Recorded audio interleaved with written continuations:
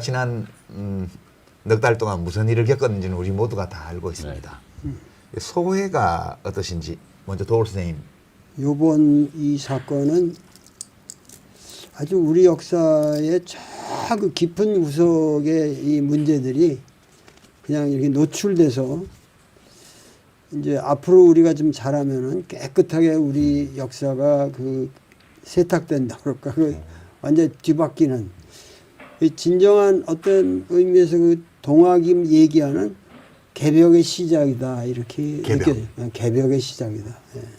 사람의 이제 생각도 바뀌고 가치관도 바뀌고 그렇게 되면 정말 우리나라가 자격 있는 1등 국가가 되지 않을까 저는 그런 기대에 사로잡혀 있습니다. 저하고 많이 다르시네요. 저는 지금 막 가까웠는데 이재명 의원께서는 어떠신가요? 뭐 저도 사실은 매우 책임 있는 자리에서 이번 군사 쿠데타 내란 상황을 맞았고요. 이제는 일단은 이제 윤석열에 대한 파면 그 결정난 상태에서 이제 대선이 치러지는데 뭔가 아직 해결됐다기보다는 말씀하신 것처럼 정말로 이렇게 큰 뭐 책임감이랄까 뭐 어깨를 뭐 짓누른다고 보통 하잖아요. 걱정. 사실 그런 게 많죠. 또 개인적으로 보면 아직 그 뭐라 그럴까요? 뭐 꿈속 같지는 않고 뭔가 만화 속 같은 느낌? 너무 황당무계하고요. 약간 비현실적으로 약간 느껴지고. 비현실적인 그런 느낌이 꽤 들기도 합니다.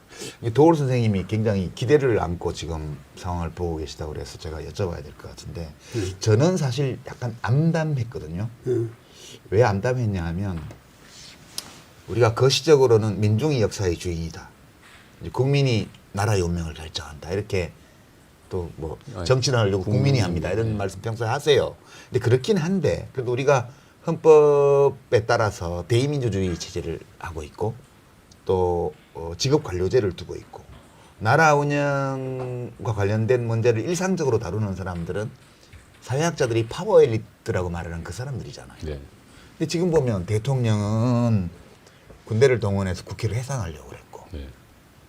헌법재판소는 그 권한대행이 헌법 위반을 했는데도 중대하지 않아서 그냥 괜찮다고 얘기를 하고 또 권한대행들은 헌법을 무시하고 헌법재판소의 결정도 깔아뭉개면서 마음대로 하고 언론인들은 내란 세력한테 마이크 쥐어주고 군인들은 그 불법적인 지시를 시킨 대로 하고 경찰도 마찬가지고 네.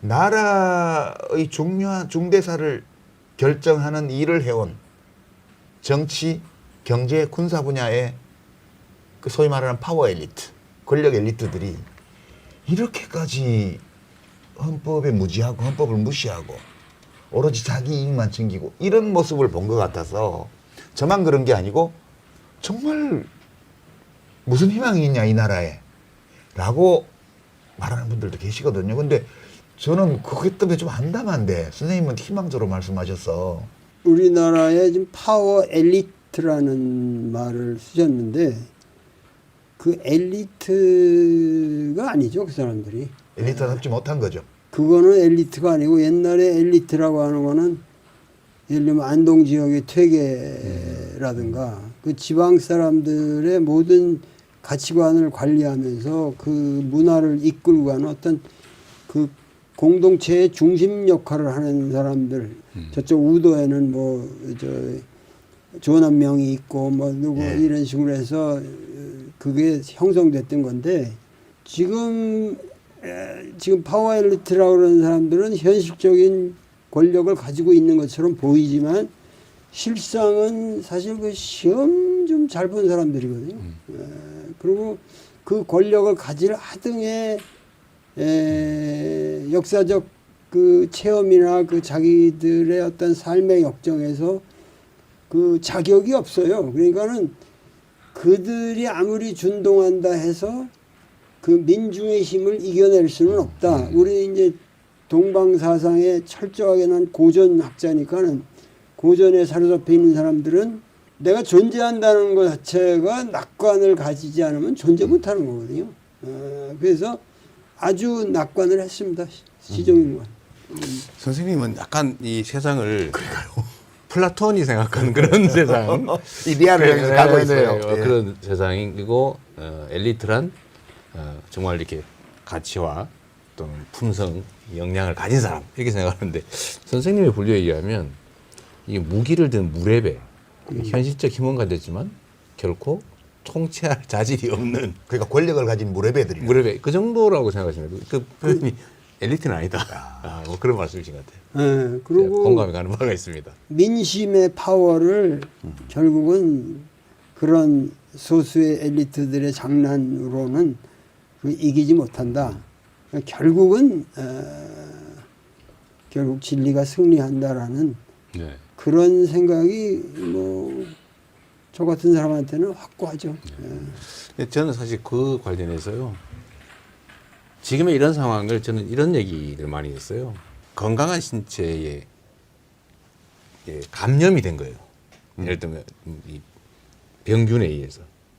근데 이 얼마나 많이 침습할 거냐, 얼마만큼 건강을 해친 상태에서 이겨낼 거냐.